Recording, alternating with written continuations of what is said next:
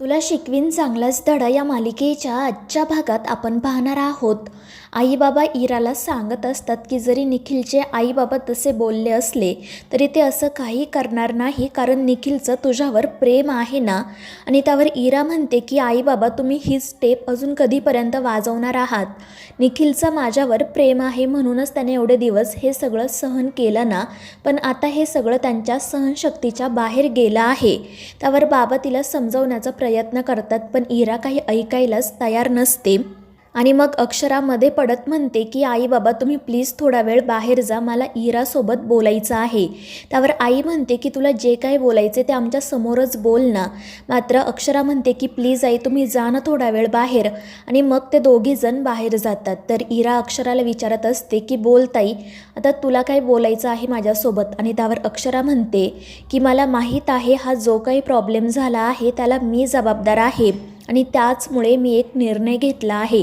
खरं तर मी हा निर्णय खूप आधीच घ्यायला हवा होता, पण मलासुद्धा आईबाबांसारखं असंच वाटत होतं की सगळं काही ठीक होईल. मात्र आता मला ती आशा वाटत नाही. आणि त्यावर इरा उगाच नाटक करत तिला विचारते की ताई नक्की काय निर्णय घेतला आहे तू.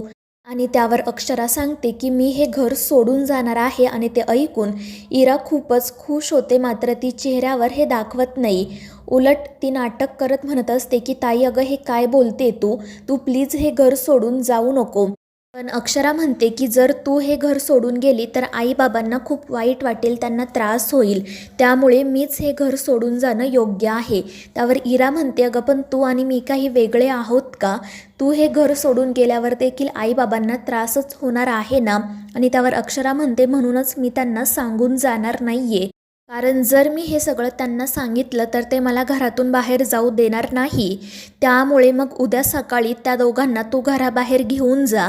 मी शाळेत जातानाच माझं सामान घेऊन जाईल आणि मी तुला प्रॉमिस करते की शाळा सुटल्यानंतर मी परत घरी येणार नाही. आणि अक्षराचं ते बोलणं ऐकून इरा नाटक करत म्हणते ठीक आहे ताई, पण तू स्वतःची काळजी घे. आणि मग ती अक्षराला मिठी मारते. तर दुसरीकडे चंची भुवनेश्वरीसाठी चहा घेऊन जाते. ती भुवनेश्वरीला विचारत असते की तू अधिपतींशी काही बोलली का. त्यावर भुवनेश्वरी म्हणते हो बोलले मी त्यांच्याशी, पण थेट नाही बोलले. आम्हाला असं वाटत होतं की ते आम्हाला स्वतःहून सगळं काही सांगतील, पण त्यांनी आम्हाला काहीच सांगितलं नाही आणि अधिपतींकडून आम्हाला अशी अपेक्षा नव्हती. त्यावर चंची म्हणते अगं पण मावशी तू त्यांना सरळ सांगायचं ना की आम्ही तुम्हाला शाळेबाहेर बघितलं होतं आणि तुमच्या ड्रॉअरमध्ये शाळेची पुस्तकंसुद्धा सापडली. पण भुवनेश्वरी म्हणते की नाही चंचे, आता हा विषय आम्ही त्यांच्यापुढे काढणार नाही. आता ही त्यांची नाही तर आमची परीक्षा आहे. आता जेव्हा ते स्वतःहून आम्हाला या सगळ्याबद्दल सांगतील तेव्हाच आम्ही याबद्दल बोलू. मात्र चंची म्हणते की मावशी या सगळ्यात खूप वेळ वाया जाईल आणि तेवढ्या वेळात तर ती मास्तरीणबाई पुन्हा या घरात येईल. पण ते ऐकून भुवनेश्वरी मोठ्याने तिच्यावर ओरडते आणि चहाचा कपसुद्धा फेकून देते. दुसरीकडे अक्षरा तिची बॅग भरते. इरा आईबाबांना घेऊन घराबाहेर गेलेली असते. आणि मग अक्षरा रडतच त्या चौघांचा फोटो बघते आणि मनाशी म्हणते की आई बाबा तुम्हाला असं न सांगता मला घर सोडावं लागत आहे, याचा खरंच मला खूप त्रास होतोय, पण आता माझ्याकडे दुसरा कोणताही पर्याय नाही आहे. आणि मग ती ते घर सोडून निघून जाते. तर दुसरीकडे चंची मुद्दाम पाल पाल असं ओरडत येते आणि अधिपतींना मिठी मारते. तर अधिपती पटकन तिला दूर लोटत म्हणतात की हे काय चाललंय तुझं. त्यावर चंची नाटक करत म्हणते की आतमध्ये पाल आहे, तुम्ही प्लीज तिला बाहेर काढा. आणि त्यामुळे अधिपती आतमध्ये जातो. तर चंची हसतच मनाशी म्हणत असते की तुम्ही त्या पालीला घराबाहेर काढाल, पण मी मात्र तुम्हाला पालीसारखी कायम चिटकूनच राहणार आहे. तर दुसरीकडे आई बाबा अक्षराची वाट बघत असतात. अजूनपर्यंत ती घरी नाही आली म्हणून त्यांना काळजी वाटत असते. इरा मात्र हसतच चिप्स खात असते. त्यानंतर आई तिलासुद्धा अक्षराबद्दल विचारते, पण इरा नाटक करत सांगते की मला तर याबद्दल काहीच माहिती नाही. त्यावर आई म्हणते अगं पण असं कसं, काल अक्षरा तुझ्यासोबत बोलली होती ना. त्यावर इरा म्हणते हो, पण तिने मला वेगळं काही सांगितलं नाही, तुम्ही जे सांगत होता तेच ती बोलली. तिने मला सांगितलं की तू टोकाचा निर्णय घेऊ नकोस, सगळं काही ठीक होईल. तर बाबा विचारतात मग जर तिला हेच बोलायचं होतं तर मग तिने आम्हाला घराबाहेर का जायला सांगितलं. त्यावर इरा वैतागून म्हणते की आता तिच्या मनात काय सुरू असतं ते मला कसं माहीत असणार. आणि त्यावेळी आई तिला शांत करत सांगते की तू शाळेत जा आणि अक्षराची चौकशी कर. मात्र इरा म्हणते की तुम्ही प्लीज एवढी काळजी करू नका, अजून दिवसही मावळलेला नाही आहे. ती तिच्या कामात असेल, रात्रीपर्यंत येईल घरी आणि मग ती तेथून निघून जाते. दुसरीकडे चारुहास सर अस्वस्थ होऊन बागेत फेऱ्या मारत असतात. त्याचवेळी आजी त्या ठिकाणी येतात. त्या चारुहास सरांना विचारतात की काय झालं, तुम्हाला बरं वाटत नाही आहे का? आणि त्यावर चारुहास सर सांगतात की आई मला खूप अस्वस्थ वाटत आहे, अक्षराची खूप आठवण येते, असं वाटतंय की ती कोणत्या तरी संकटामध्ये आहे. आणि त्यावर आजी म्हणतात की आता तशीसुद्धा ती संकटातच आहे ना.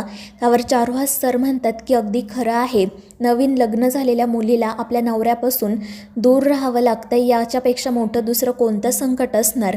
पण माहीत नाही का, मला खूप अस्वस्थ वाटत आहे. आणि हे सगळं ऐकून आजी म्हणतात मग तुम्ही तिला फोन करा आणि तिच्याशी बोला, म्हणजे तुम्हालाही बरं वाटेल आणि तिलाही. आणि मग चारुहास सर लगेच आजींच्या फोनवरून अक्षराला कॉल करतात. तर दुसरीकडे फायनली अक्षरा घर सोडून गेली हे कळल्यावर निखिल खूपच खुश होतो. तर इरा त्याला सांगत असते की निखिल, आता आपल्याला सेविंग करायला हवी, आपल्याला मोठं घर विकत घ्यायचं आहे, पुढे संसार करायचा आहे, सगळं काही मलाच बघावं लागेल ना. आणि त्यावर निखिल हसतच म्हणतो, आली मोठी, पण तू काही काळजी करू नको, सगळं काही ठीक होईल, पण त्याआधी आपण थोडं एन्जॉय करू. आणि मग तो इराचं कौतुक करत म्हणतो की जे आपल्या दोघांना जमलं नाही ते तू एकटीनेच करून दाखवलं. तर इराही हसतच म्हणत असते की हे सगळं मला आधीच का नाही सुचलं काय माहीत. आणि त्यावर निखिल म्हणतो पण ठीक आहे, आता निदान आपल्याला 15,000ची तरी पगारवाढ मिळेल. आणि मग तो लगेच ही गोष्ट भुवनेश्वरीला कॉल करून सांगायचं ठरवतो. पण इरा त्याला थांबवते. ती म्हणते की आजची रात्र जाऊ दे, तू उद्या सकाळी मॅडमला कॉल कर आणि त्यांना ताई घर सोडून गेली आहे ते सांग. मात्र निखिल म्हणत असतो की जर आपण उद्या सकाळी सांगितलं तर त्या अजून 1,000 रुपये कट करतील. मात्र इरा म्हणते की असं काही होणार नाही, मी त्यांना व्यवस्थित ओळखते, म्हणूनच तुला सांगते की आत्ता नाही तर उद्या सकाळी त्यांच्याशी बोल, कारण मला सतत भीती वाटते की ती अक्षराताई कधीही घरात येईल. आणि त्यामुळे मग निखिलही गप्प बसतो. दुसरीकडे अक्षरा तिच्या केबिनमध्ये असते. त्यावेळी अधिपती त्याचा अर्ज देण्यासाठी त्या ठिकाणी येतो. अक्षरा फोनवर बोलत असल्याने ती अधिपतीला अर्ज टेबलवर ठेवायला सांगते. आणि त्याचवेळी अधिपती अक्षराची बॅग बघतो.